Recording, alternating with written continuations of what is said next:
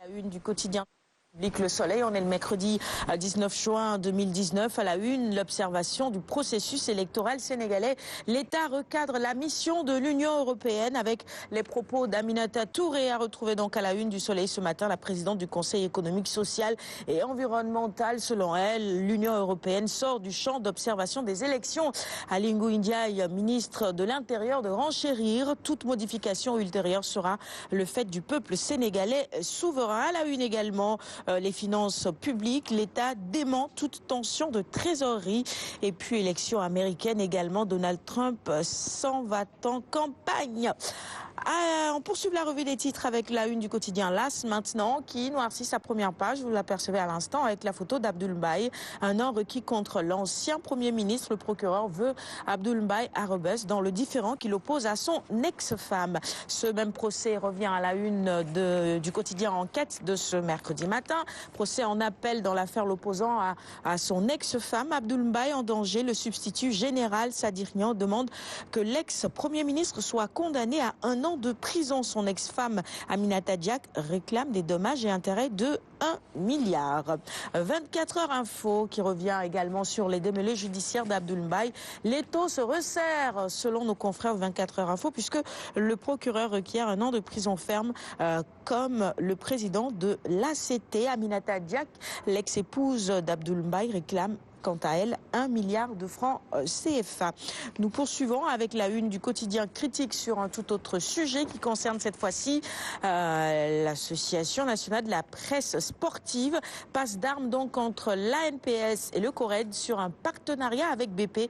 La presse s'embourbe dans le pétrole. C'est le titre que Critique propose ce matin pour illustrer cette actualité. Juste rappeler que l'ANPS est soutenue par BP. BP qui l'accompagne donc dans sa participation à la Coupe d'Afrique des Nations édition 2019 qui s'ouvre ce vendredi au Caire. Et le CORED évidemment n'est pas tout à fait d'accord. L'Observateur maintenant qui nous propose à sa une un reportage sur Saher Kébé, Ousseynou Diop, leur vie après la prison, ce que sont devenus l'élève et l'étudiant après 4 ans de détention pour apologie du terrorisme. Retrouvez également dans les colonnes du quotidien du groupe Futur Média les propos de Maître Hassan Diomandiaye qui dit ce qui s'est passé avec ces 2 jeunes est inadmissible. Entendu hier à la section de recherche de la gendarmerie, Samuel Sarr, les fuites du rapport de l'IGE et sa relation avec Timis. Vous avez également quelques détails dans les colonnes du quotidien L'Obs. Direct info maintenant sur le bras de fer entre la douane et les opérateurs économiques. Le colonel Maïdiaï, dont la photo est à la une de Direct info ce matin, désamorce la bombe.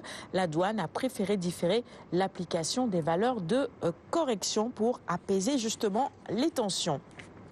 Le quotidien, cette fois-ci sur Taraf, la ruine d'un empire. Saïd Taraf, inculpé pour association de malfaiteurs présentement au Liban. Alia, la DG, fille justement de Saïd, est co-inculpée dans cette affaire également. Il s'agit d'une banqueroute frauduleuse.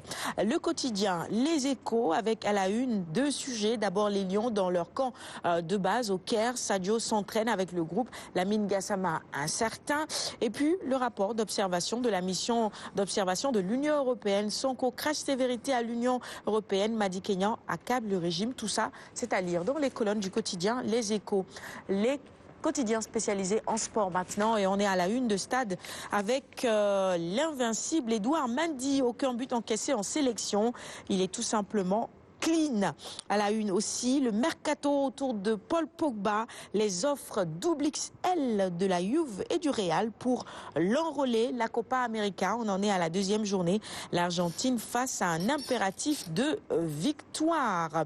Nous poursuivons avec la une du quotidien Record. Crépin Diatta déterminé. Je veux apporter ma touche, dit-il. Premier entraînement au Caire, au Petit Trot. Gomis blessé, Gassama et Aignan ménagé par le staff technique. Et puis Pogba également à la une de Record ce matin. Manchester United propose 367 millions de francs CFA hebdomadaires pour enrôler le joueur. On va finir avec Sounulambe, notre revue des titres du jour, avec Mbaye Gueye qui assène ses vérités dans les colonnes et à la une de Sounulambe. Regreg à l'étoffe d'un roi des arènes. Ama est son potentiel adversaire. Tout lutteur qui refuse de croiser Reug a peur de lui. Et puis, on ne peut pas finir la revue des titres de ce matin. Ce matin, et d'autant que nous sommes à la une d'un quotidien spécialisé en lutte traditionnelle, sans rendre hommage à Mor Fadam qui a tiré sa révérence. Il est né en 1957 à Mbaké. L'homme au chapelet sera enterré aujourd'hui à Touba. Il a rendu l'âme après avoir accompli la prière de Tisba. Des témoignages également de ceux qui l'ont connu et côtoyé dans les colonnes de Sounulambe, Tafa Gueye par exemple. Le Sénégal a perdu un monument, dit-il. Et Tyson de renchérir, sa politesse m'a beaucoup marqué. Mor Fadam s'en est allé, un baobab s'est écroulé à Lune, oui. Ah oui, je pense que je suis vraiment en phase avec Mohamed Ndao Tyson quand il parle de la politesse du défunt Mor Fadam. Mor Fadam, quand même, il n'a jamais fait preuve d'écart de langage dans l'arène.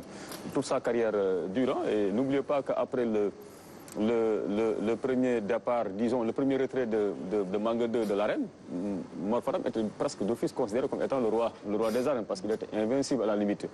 On se souvient de la période 90, 12, 13, 14 jusqu'à l'arrivée de Mohamed Ndao Tyson.